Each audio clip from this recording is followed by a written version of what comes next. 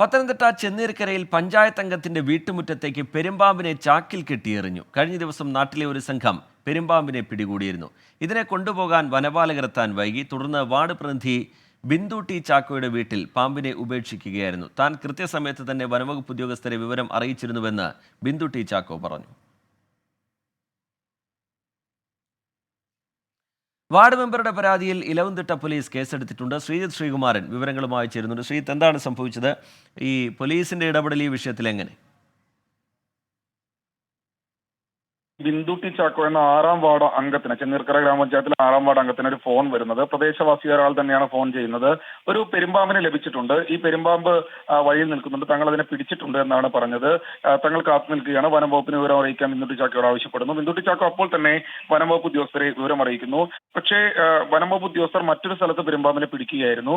അപ്പോൾ അവർ എത്താൻ ഒരു അല്പസമയം താമസിച്ചു.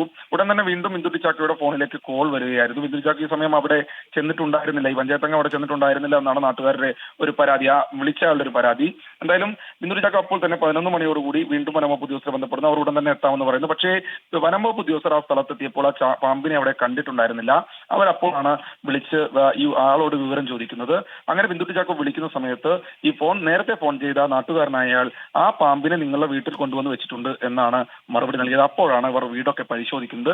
അങ്ങനെയാണ് മുറ്റത്ത് ഒരു ചാക്ക് കെട്ട് കാണപ്പെടുന്നത്. ഒരു വെള്ളച്ചാക്കിൽ ഈ പാമ്പിനെ അവിടെ ഉപേക്ഷിച്ച് മടങ്ങുകയായിരുന്നു. ഇതിന്റെ CCTV ദൃശ്യങ്ങളടക്കം പോലീസിന് ലഭിച്ചിട്ടുണ്ട്.